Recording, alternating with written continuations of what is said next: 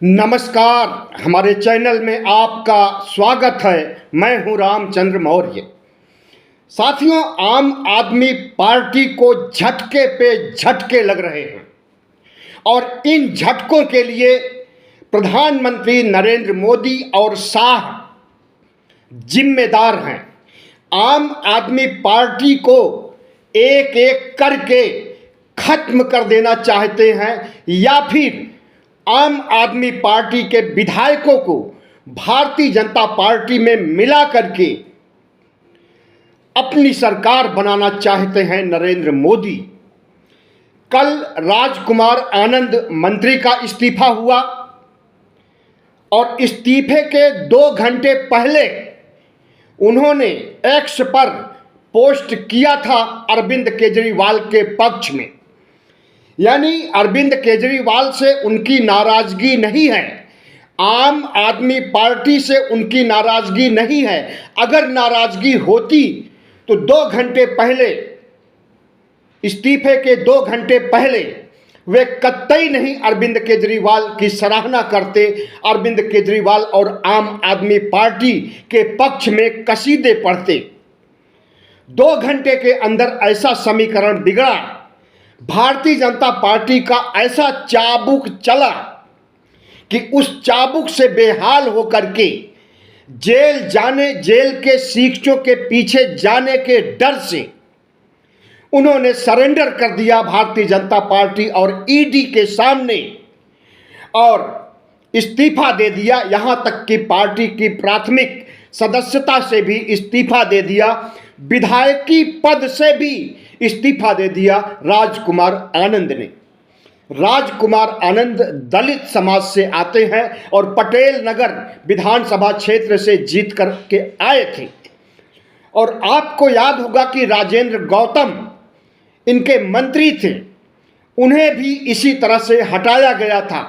उन्होंने हिंदू धर्म के खिलाफ तो नहीं कहेंगे, या यूं कहेंगे कि हिंदू धर्म की सच्चाई को उजागर कर दिया था, इसलिए उन्हें इस्तीफा देना पड़ा था राजेंद्र गौतम को। और उन्हीं के पद पर 2022 में राजकुमार आनंद को बैठाया गया था, मंत्री बनाया गया था।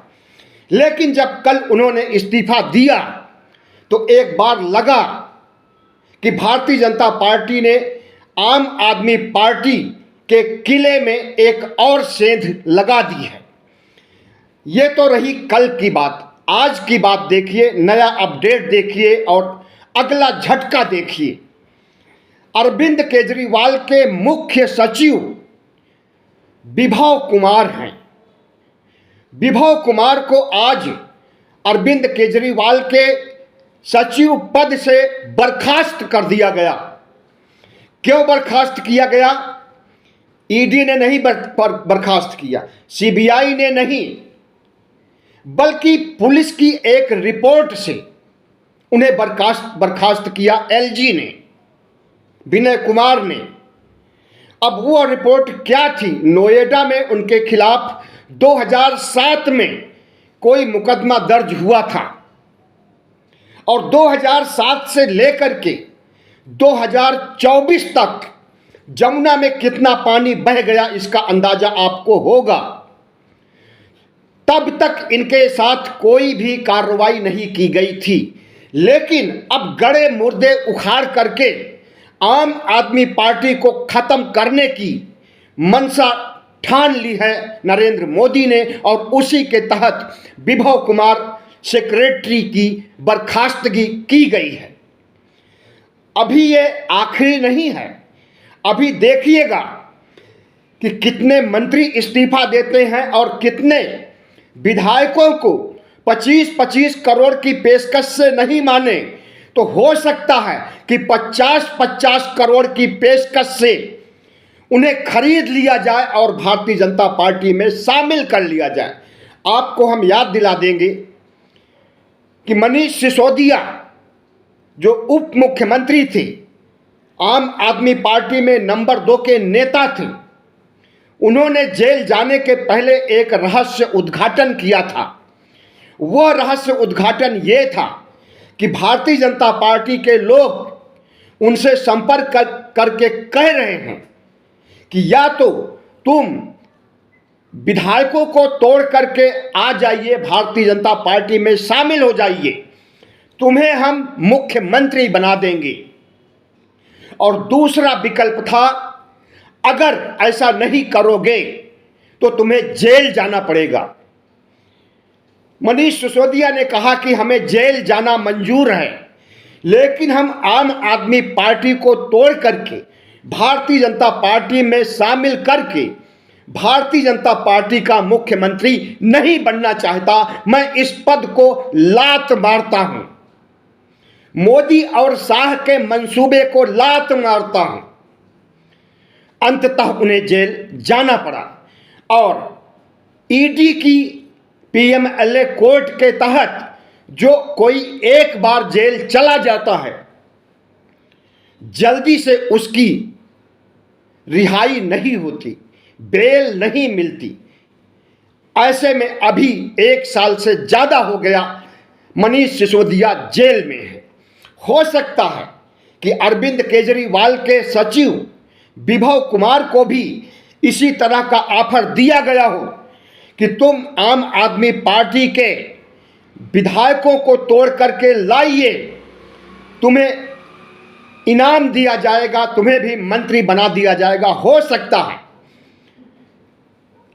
विभव कुमार ने मानने से इनकार कर दिया हो मनीष सिसोदिया की तरह।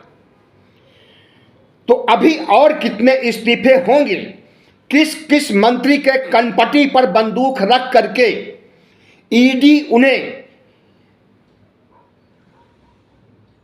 इस्तीफा देने के लिए मजबूर करेगी, वह सब कुछ सामने ही आने वाला है। लेकिन इतना समझ लीजिए कि भारतीय जनता पार्टी पूरी ताकत लगा रही है आम आदमी पार्टी को खत्म करने के लिए। और आम आदमी पार्टी को क्यों खत्म करना चाहती है, आज हम इसके कारणों की तह में जाएंगे और आपको बताएंगे कि भारतीय जनता पार्टी सियासी दुश्मनी नहीं, बल्कि सियासी दुश्मनी को व्यक्तिगत दुश्मनी मान करके हर नेताओं को किनारे लगाना चाहती है, हर नेताओं को अलग करना चाहती है आम आदमी पार्टी से।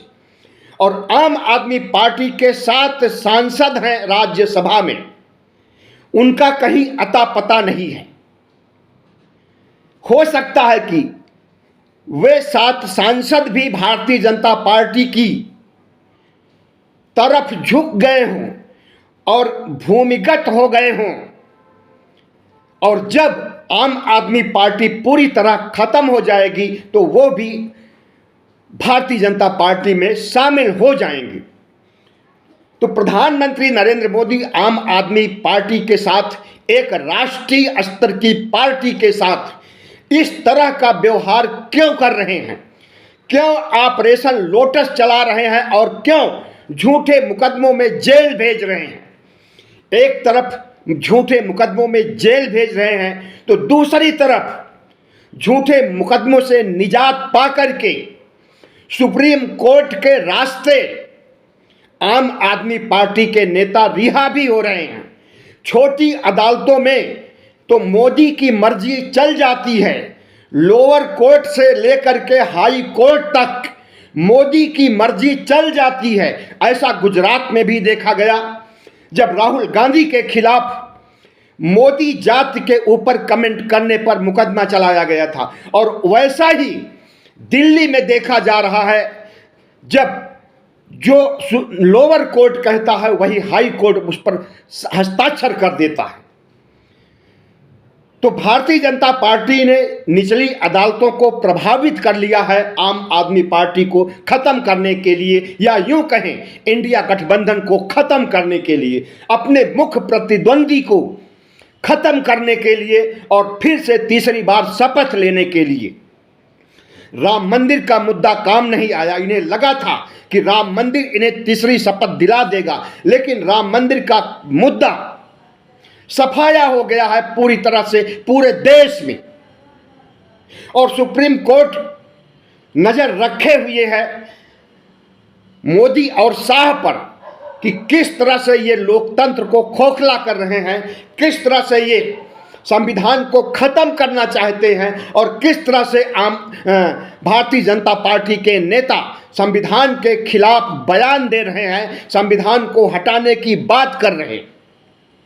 और जिस दिन भारतीय जनता पार्टी के पाप का घड़ा भरेगा, उसी दिन chief justice of India DY Chandrachud प्रधानमंत्री नरेंद्र मोदी, शाह और भारतीय जनता पार्टी के खिलाफ कार्रवाई करेंगे, यह निश्चित है।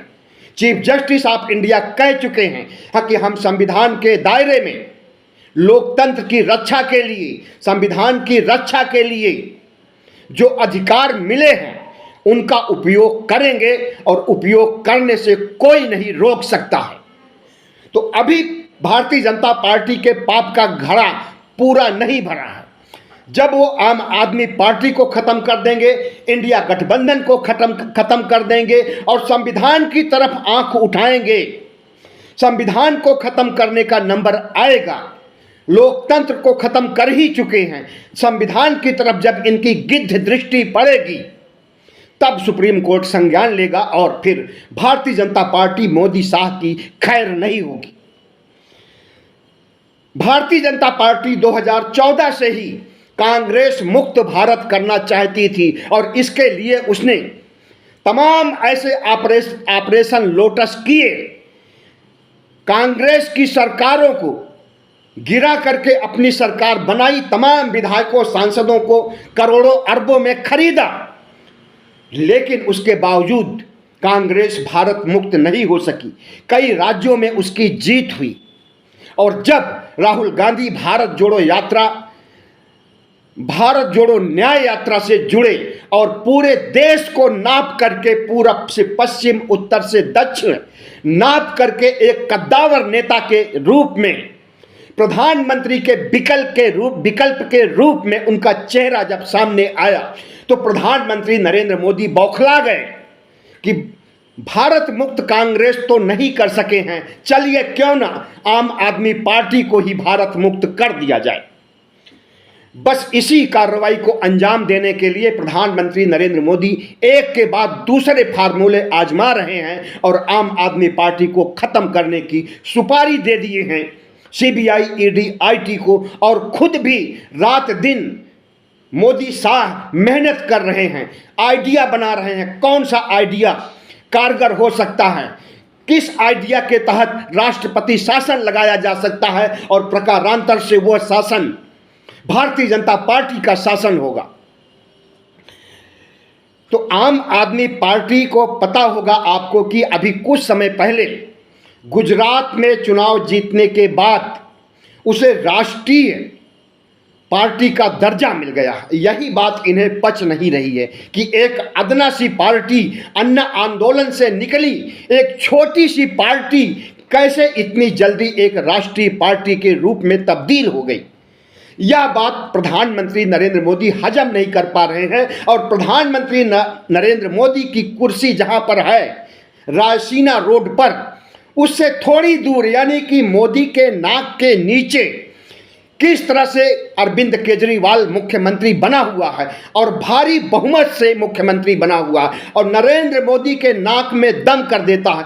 कोई भी ऐसा राष्ट्रीय मुद्दा नहीं होगा जिसे उठा करके अरविंद केजरीवाल ने मोदी के कद को छोटा दिखाने की कोशिश न की हो। बस इसी कोशिश की वजह से प्रधानमंत्री नरेंद्र मोदी और शाह अरविंद केजरीवाल से डरते हैं और उसी डर को खत्म करने के लिए, भय मुक्त होने के लिए अरविंद केजरीवाल के खिलाफ काम कर रहे हैं, आम आदमी पार्टी को खत्म करना चाहते हैं। आम आदमी पार्टी सिर्फ दिल्ली में ही नहीं बल्कि पंजाब में भी पैर पसार चुकी है, पंजाब में अपनी सरकार बना चुकी है और पंजाब से 13 सांसद आते हैं और उन 13 में से कम 10 सीटें जीतना आम आदमी पार्टी के बाएं हाथ का खेल है और बाकी 3 पार्टी पर कांग्रेस आ सकती है। यह मानना है भारतीय जनता पार्टी का और भारतीय जनता पार्टी चाहती है कि न तो आम आदमी पार्टी को इतना भोथरा बना दिया जाए कि पंजाब को जीतने के लायक, दिल्ली को जीतने के लायक, गुजरात को जीतने के लायक बचे ही नहीं। इस कारण से प्रधानमंत्री नरेंद्र मोदी ऑपरेशन दर ऑपरेशन कर रहे हैं आम आदमी पार्टी के खिलाफ। सिर्फ दिल्ली, पंजाब, गोवा और गुजरात नहीं, दिल्ली की सीमा से सटा हरियाणा भी आम आदमी पार्टी ने बढ़त बना ली है भारतीय जनता पार्टी की अपेक्षा। भारतीय जनता पार्टी की इस जाट बाहुल्य राज्य में ऐसी स्थिति हो गई है, भारतीय जनता पार्टी की हरियाणा में इतनी भद पिट रही है, इतनी एंटी इनकम्बेंसी हावी हो गई है कि इन्हें मुख्यमंत्री बदलना पड़ा, खट्टर को हटा करके सैनी को लाना पड़ा और ओबीसी का एक मुश्त वोट हासिल करने के लिए इनकी यह कवायद काम नहीं आई। और इसी बीच अरविंद केजरीवाल और उनकी पार्टी हरियाणा में इतना सक्रिय हो गई, लोक कल्याणकारी काम करके हरियाणा को दिल्ली बना देने की मंशा थी अरविंद केजरीवाल को। इसी मंशा को नेस्तनाबूद करने के लिए प्रधानमंत्री नरेंद्र मोदी आम आदमी पार्टी को खत्म करना चाहते हैं। तो लगभग 3 इस्तीफे, बड़े इस्तीफे हो गए हैं, या यूं कहें कि उन्हें हटाया जा चुका है भारतीय जनता पार्टी के चाबुक से, ऑपरेशन लोटस से। और अब कौन निशाने पर होगा वो भी 24 घंटे में देखने को आ जाएगा। और हो सकता है इस बीच भारतीय जनता पार्टी बड़ी गंभीरता के साथ विचार कर रही है कि क्यों न राष्ट्रपति शासन लगा दिया जाए दिल्ली में। इसके लिए कानूनी प्रक्रिया और राष्ट्रपति शासन लागू करने का आधार खोजा जा रहा है। हो सकता है कि आम आदमी पार्टी का जब जन्म नहीं हुआ था या अरविंद केजरीवाल ऑफिसर के रूप में काम करते रहे होंगे रेवेन्यू विभाग में, तो वहाँ का कोई मुकदमा या वहाँ का कोई फॉल्ट इनका पकड़ लिया जाए, जैसा कि विभव कुमार का 2007 का फॉल्ट पकड़ा गया, एफआईआर के तहत उन्हें बर्खास्त किया गया। तो उस बेसिस पर कि रेवेन्यू विभाग में इन्होंने कितना धोखा किया था, कितना गमन किया था, कितना भ्रष्टाचार किया था, इसलिए इन्हें मुख्यमंत्री पद से हटाया जाता है। और अरविंद केजरीवाल ने किस तरह से प्रधानमंत्री नरेंद्र मोदी को चौथी पास राजा कह करके मखौल उड़ाया था, हंसी उड़ाया था और प्रधानमंत्री की डिग्री पर प्रश्न चिन्ह खड़ा किया था। और प्रधानमंत्री की डिग्री पर, जो कि गुजरात विश्वविद्यालय के से संबंधित है, अभी मुकदमा चल रहा है गुजरात की अदालत में। और हो सकता है कि अगर Arvind Kejriwal CBI, ED, IT के आतंक से बच निकले सुप्रीम कोर्ट की मेहरबानी से, तो उन्हें प्रधानमंत्री नरेंद्र मोदी की डिग्री पर जो सवाल उठाया था उस मुकदमे में फंसा करके फिर से जेल में ठूस दिया जाए। प्रधानमंत्री नरेंद्र मोदी ने कितना पढ़ाई किए हैं, क्या पढ़ाई किए हैं, वो सब खुद अपने मुंह से वो बोल चुके हैं। कांग्रेस के नेता के सामने भारतीय जनता पार्टी के नेता भले ही प्रधानमंत्री की डिग्री के बारे में सफाई देते हों, लेकिन एंटायर पॉलिटिक्स की पढ़ाई भारत में ही नहीं, दुनिया के किसी देश में नहीं होती। और प्रधानमंत्री नरेंद्र मोदी जब एमए की डिग्री लेते हैं तो वो एंटायर पॉलिटिक्स में होता है। एंटायर पॉलिटिक्स के बारे में आज तक कोई नाम भी नहीं सुना था। और भारत के किसी भी विश्वविद्यालय में, न गुजरात विश्वविद्यालय में, न दिल्ली विश्वविद्यालय में, न जवाहरलाल नेहरू यूनिवर्सिटी में, न अन्य किसी यूनिवर्सिटी में एंटायर पॉलिटिक्स की पढ़ाई होती है। लेकिन प्रधानमंत्री की डिग्री एंटायर पॉलिटिक्स में है। और प्रधानमंत्री खुद बोल चुके हैं कि वे 10वीं पास हैं। तो अगर उस पर सवाल उठाया किसी अरविंद केजरीवाल ने उनकी डिग्री पर और झूठी डिग्री पर, जब वो खुद कह चुके हैं कि हाई स्कूल से ज़्यादा पढ़ाई नहीं किया है, स्कूल से ज़्यादा पढ़ाई नहीं किया, तो एमए कैसे कर सकते हैं, और भी वो भी एंटायर पॉलिटिक्स में। सवाल ये नहीं है कि प्रधानमंत्री नरेंद्र मोदी की फर्जी डिग्री है।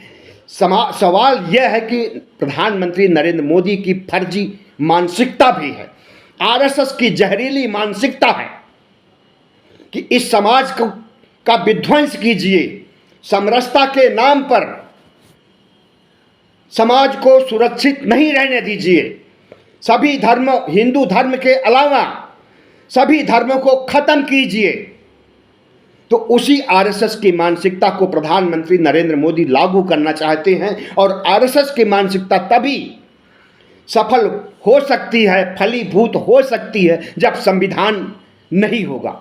इसलिए आरएसएस चाहता है कि नरेंद्र मोदी के जरिए संविधान को हटाया जाए, और इसीलिए भारतीय जनता पार्टी के नेता सांसद संविधान के खिलाफ बयानबाजी करते हैं, और प्रधानमंत्री कार्यालय का सलाहकार भी संविधान को नहीं पसंद करता, उसे अपडेट करने या उसे बदलने की मांग करता है लेख लिख करके। अरविंद केजरीवाल की लोकप्रियता दिल्ली से बढ़ करके पंजाब, गोवा और गुजरात तक पहुंच गई थी, और वही लोकप्रियता जब हरियाणा और दूसरे राज्यों में, उत्तर प्रदेश में और अन्य राज्यों में, छत्तीसगढ़ में, मध्य प्रदेश में, राजस्थान में, कहां नहीं चुनाव लड़ा है अरविंद केजरीवाल ने, तो इन राज्यों में लोकप्रियता न बढ़ने पाए, प्रधानमंत्री पद का चेहरा न बनने पाए अरविंद केजरीवाल, इसलिए इसको छोटे स्तर पर ही खत्म कर दीजिए। यही मानसिकता है प्रधानमंत्री नरेंद्र मोदी की। इंडिया गठबंधन के साथ जिस दिन अरविंद केजरीवाल चले गए थे, औपचारिक घोषणा कर दी थी, उसी दिन प्रधानमंत्री नरेंद्र मोदी ने मन बना लिया था कि सिर्फ अरविंद केजरीवाल को जेल में ही नहीं डालना है, बल्कि आम आदमी पार्टी को खत्म करना है। अरविंद केजरीवाल को सालों तक के लिए जेल में डालना है, और इनकी अनुपस्थिति में आम आदमी पार्टी को खत्म कर देना है, और उसकी शुरुआत हो चुकी है। रोज एक इस्तीफे हो रहे हैं या कोई बर्खास्त किया जा रहा है। हो सकता है कि 24 घंटे में या 48 घंटे में अरविंद केजरीवाल को ही बर्खास्त कर दिया जाए कि जेल से सरकार कैसे चला सकते हैं। हाई कोर्ट ने 3 बार रिजेक्ट किया इनकी याचिका को।